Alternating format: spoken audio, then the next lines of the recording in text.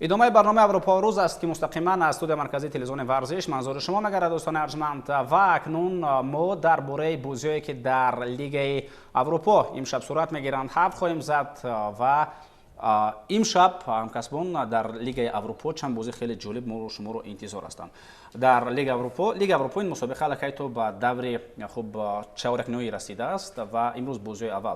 برگزار می‌گردند. خوب در مورد این رقابت شما چه می‌توانید گویید؟ ما شما توجه می‌کنیم به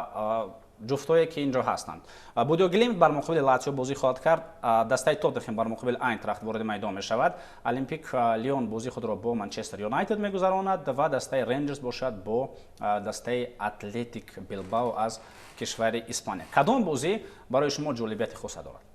اینجا باور کنید 50% دستایی هستند که در چمپیونات داخلی مشکلی‌های زیاد دارند. مثلا توتنهام رو گفتم میتونیم، لاتزیو رو گفتم میتونیم، منچستر یونایتد رو گفتم میتونیم. خب به هر حال من فکر میکنم که لاتزیو با همون کلاسی که دارد، با همون تجربه‌ای که دارد بر مقابل بودو گلیم بازی خوبی خود رو نشان میدهد. و توتنهام از مهارت‌های انفرادی اگر استفاده برده تواند غالبیت دارد میشه. این پیشگویی من است. دسته منچستر یونایتد با دسته لیون بازی خیلی مشکل دارد. من بازی برابر رو انتظار هستم در اجرای هر دو این دسته، چون دسته منچستر یونایتد در بازی‌های بین‌المللی اندکی با اسلوب دیگر بازی میکنن، با همون صفت دیگر بازی میکنن، صفت بازیش دیگر است. مثلا در لیگ اروپا ما همین دیدیم که بازی خوب داشت، بازی بد نداشت. و دسته اتلتیک بیلبائو باشد مقابل رنجرز، این بازی هم بازی برابر. من فکر میکنم من فکر میکنم از نگاه آینده بینی اگر بگیریم برای منچستر یونایتد آخرین امکانیت نجات موسم است. آنها باید انگیزه بیشتر براه مونند، هرچند که دسته در کریزیس هم است، ولی روبن آموریم باید یک استاتوسی دسته اولی بودن منچستر یونایتد را اقلا در همین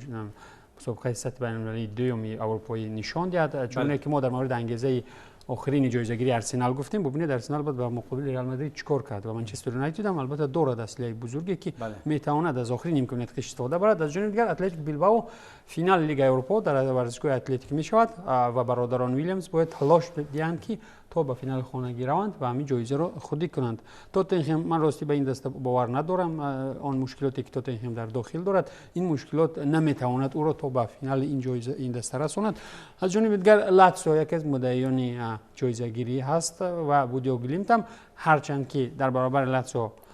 ضعیفتر است، ولیکن دویم دسته مشکل ایجاد کن برای خود مخصوصا دسته ایتالیایی است و ما میدونیم که روما را چگونه با بزرگ یک زمان شکست داده بود. اما همکسبان اگر نظر بیندازیم در همین جا یک دسته هست که میتواند بسیارتر موفق شود و علاقه در همین مسابقه در لیگ اروپا این رو ثابت هم کرده است. من این زمان درباره دسته آینتراخت گفته ایستادم. ما از آن که عمر مرموش از این دسته رفت، ولی اکیتیک و دیگر فوتبالبازان که این زمان در دسته آینتراخت هستند اونها میتوانند این دسته رو کامیاب بگردانند. از طرف دیگر برای توتنهام این زمان یگانه روی نجات موسم برای پاستیگوگلو علل خصوص این محض همین لیگ اروپا است، چون که در جام موفق نگردید، در خوب پرمیر لیگ انگلیس با چیزی نخواهد رسید. اینجا یگانه چیز برای این متخصص تنها همین لیگ اروپا باقی میماند. خوب برای خود منچستر یونایتد همچنین در لیگ چمپیون‌ها از زینه 13 حتی پایان‌تر این زمان رفتند در پرمیر لیگ انگلیس از زینه 13 قرار دارند، در زینه 13 قرار دارند، یعنی خیلی دور هستند از اون جایی که باید درباره اورجام فراموش میکنن. البته در موسم جاری آنها برای جایگیری دسته انگلیس گلروز راست میگن. فکر کنم که اگه دسته که در لیگ اروپا برای جایگیری در موقعی ما فکر متاسفانه برای توتنهام اینتراخت فرانکفورت واقعا من اینجا از یادم برآمد این رو قید کنم،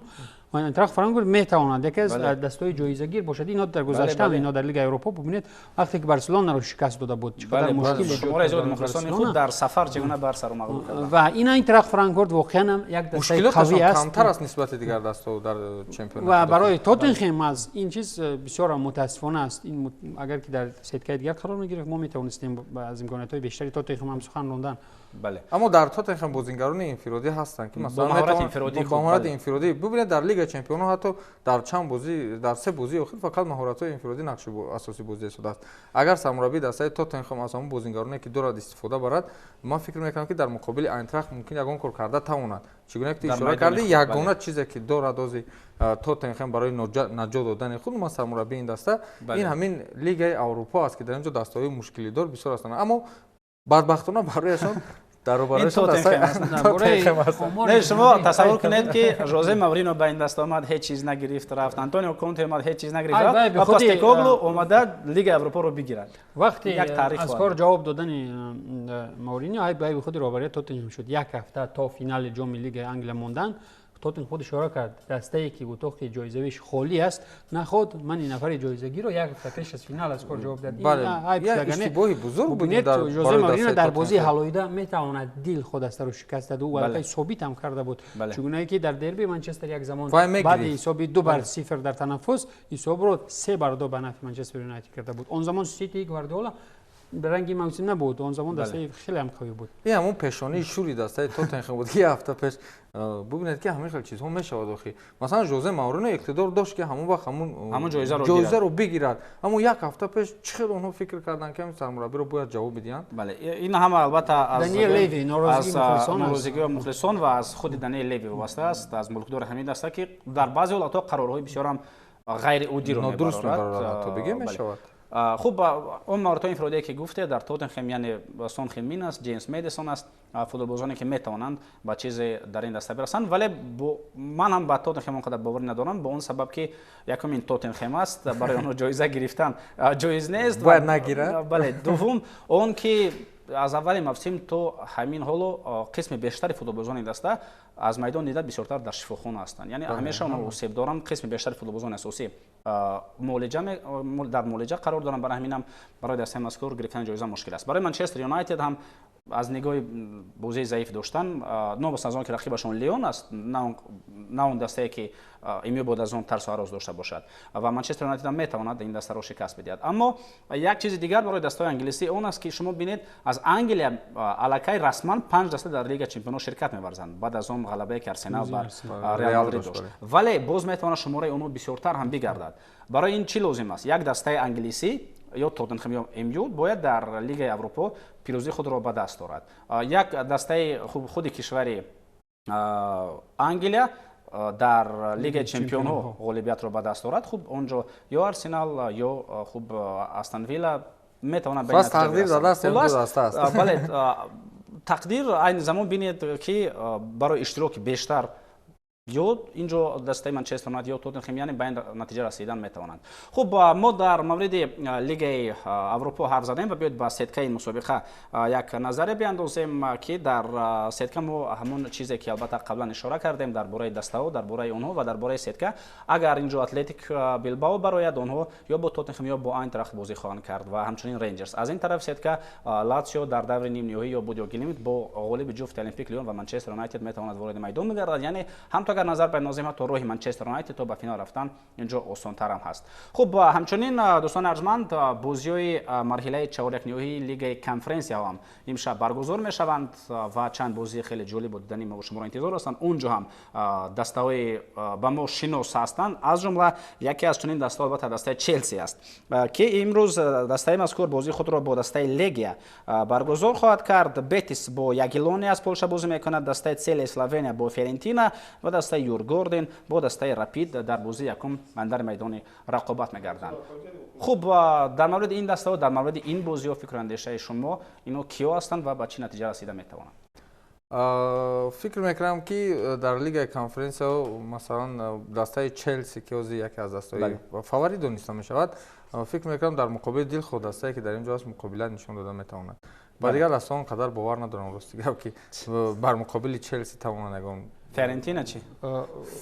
فیورنتینا میشود مثلا در اونجا فقط فوتبال ایتالیایی در مقابل فوتبال انگلیسی رو دیدن ممکن است بازی مثلا اونها دفاع کننده نشون میدن ولی سبک اسلوب فیورنتینا نسبت به دیگر دسته‌های ایتالیایی اندک فرق کننده است اونها مثلا سبک اسلوبشون با بازی انگلیسی اندک مانندی دارد اما در مقابل چلسی امکانیت ندارم من فکر میکنم که ندارن ولی این فوتبال است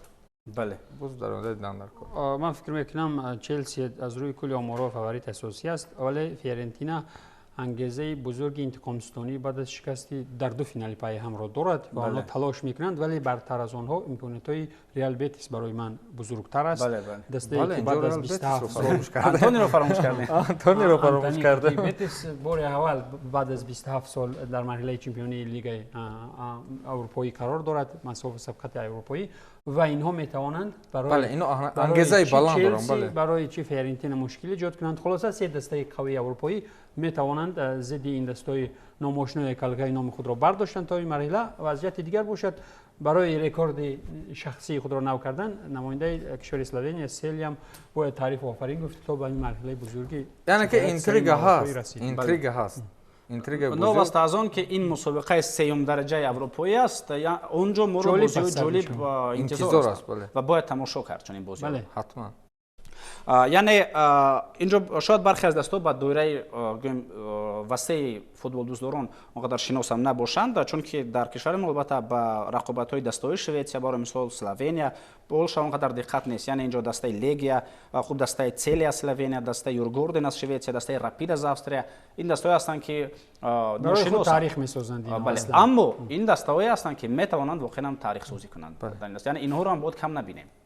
اینا اصلا برای جایزه مبارزی فاوریت بودن نمیتوانند ولیکن اینا تاریخ سازی برای خود از چی میکنند در تاریخ خود اینا وقتی جونی مرحله را عبور میکنند در تاریخ خود صحیفه نوی درخشان را باز میکنند از یک جهت از جهت شرف و تاریخ سازی از جانب دیگر وقتی که اینا مرحله فراتری چی را پس سر میگیرند سبقت اروپایی اینا از نگاه اقتصادی پول به دست میارند مالیات جلب میشود از جانب اویفا هم پول میگیرند